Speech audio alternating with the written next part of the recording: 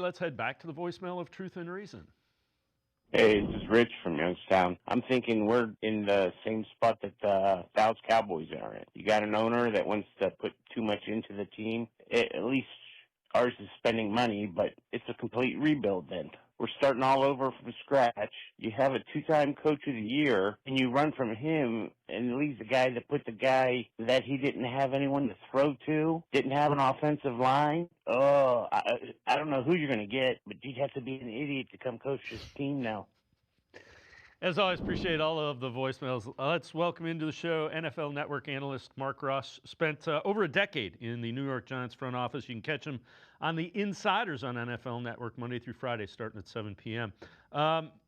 Mark, the Browns are really different than the Cowboys. Have the playmakers that the Browns would like to have on the outside. They have the quarterback that the Browns would like to have, and the Browns have probably the defense that the Cowboys would like to have.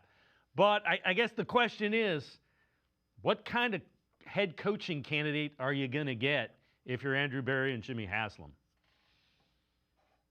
Well, that's a great question, and I don't think the head coaching pool, the potential candidates, is very strong at all. I mean, when you just go through, a coordinator here or there, or a former coach, maybe the Cowboys is getting some steam that I just don't look at it like last year, where Ben Johnson was a guy and Mike Vrabel was a guy that everybody kind of seemed to want to have. So when I look at the pool this year, I'm not that excited about it. So for the Browns, I think they'll go in the offensive coach direction, even though they just did that with Kevin Stefanski. But that is the side of the ball that needs to be fixed. And of course, the defense plays at a high level, and Jim Schwartz might be the best defensive coordinator in the league. So if the new coach comes in, you already have that stability there. So yeah, it'll be probably one of these hot coordinators, offensive coordinators at one of these teams. As a guy that has been in the front office, you never really know what you're getting relative to a head coach with somebody like that. And you add in the extra layer where the structure of this organization now is kind of in flux. Paul DePodesta left. Andrew Berry is, by all assumptions, has more power. How does that, there are just a lot of question marks with how the structure is.